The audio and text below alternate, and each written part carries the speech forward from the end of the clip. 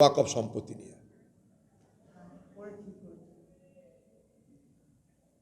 পশ্চিমবঙ্গের মুখ্যমন্ত্রী মিথ্যা কথা বলেছেন এই সভায়।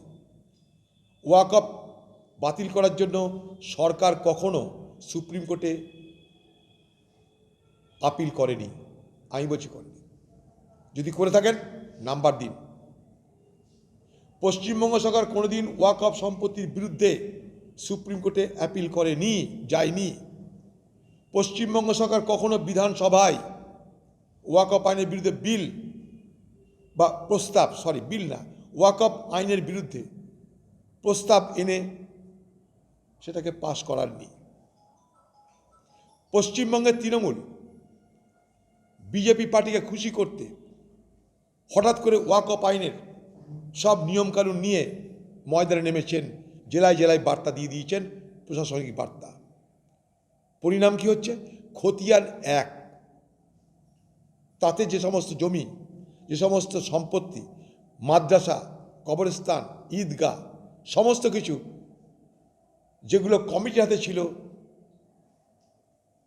যেগুলো কর্তৃপক্ষের হাতে ছিল, সেগুলো সব সরকারি সম্পত্তিতে রূপান্তরিত করছেন এই বাংলার মুখ্যমন্ত্রী। অর্থাৎ মুসলমান সমাজের যে ধর্মীয় অধিকার, যে সাংস্কৃতিক অধিকার মসজিদ, ঈদগাহ, দরগার উপর আছে বা ছিল এতদিন, সেগুলোকে পশ্চিমবঙ্গের তৃণমূল সরকার কেড়ে নিয়ে সরকারি সম্পত্তিতে রূপান্তরিত করছে।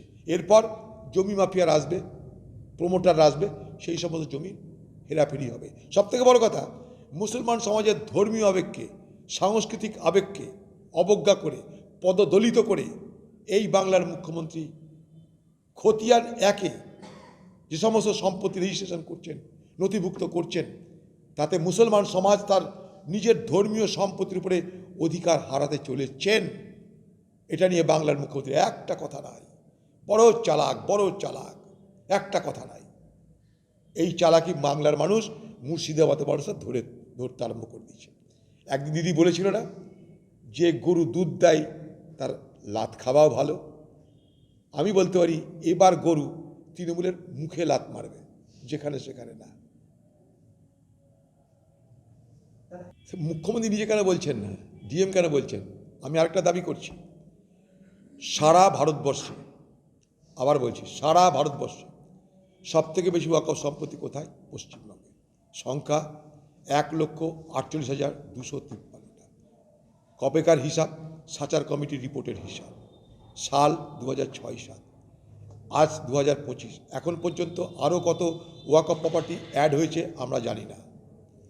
পশ্চিমবঙ্গ সরকার কাছে দীর্ঘদিন আমরা দাবি করে আসছি, পশ্চিমবঙ্গে ওয়াকফ সম্পত্তি কত আছে, কোথায় আছে, তার মূল্য কত, সেখান থেকে কত রোজগার হয়, শ্বেতপত্র প্রকাশ করেনি। আবার আমি তাই পশ্চিমবঙ্গের মুখ্যমন্ত্রী জিজ্ঞেস করতে চাই যে পশ্চিমবঙ্গে যত ওয়াকফ সম্পত্তি আছে তার শ্বেতপত্র প্রকাশ করুন প্রথমে, তারপর সেই সম্পত্তি কত বেদখল হয়েছে তার হিসাব দিন। এখন ফাঁদে পড়ে বিড়াল কাঁদলে হবে না।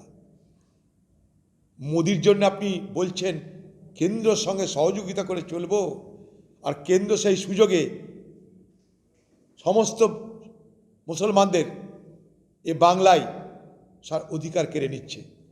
আবার বলছি,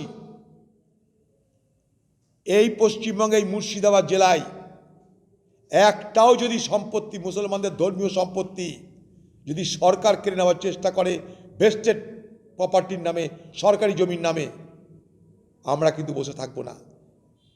এর আগে একবার হয়েছিল মনে আছে, মাদ্রাসায় আয়েশার কারখানা বন্ধ করে দিয়েছিলাম বাতালে আমরা।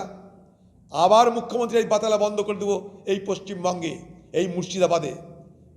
সংখ্যালঘু মানুষকে ভোট ব্যাংক হিসেবে ব্যবহার করেন, ভোটের পর তাদের জন্য আপনার কোনো দয়া, মায়া, অনুকম্পা, সহযোগিতা থাকে না। সেই চালাকি আবার আপনি করছেন। 2021-এ এনআরসির নামে করেছেন, এবার এসআইয়ের নামে করলেন, তারপর শুরু করেছেন ওয়াকফের নামে। আপনাদের এই রাজনৈতিক সমঝোতার বিরুদ্ধে রুখে দাঁড়াবে কংগ্রেস। ওয়াকফ সম্পত্তি কেড়ে নেওয়ার কোনো অপচেষ্টাকে মুর্শিদাবাদের কংগ্রেস, মুর্শিদাবাদের মানুষ মানবে না।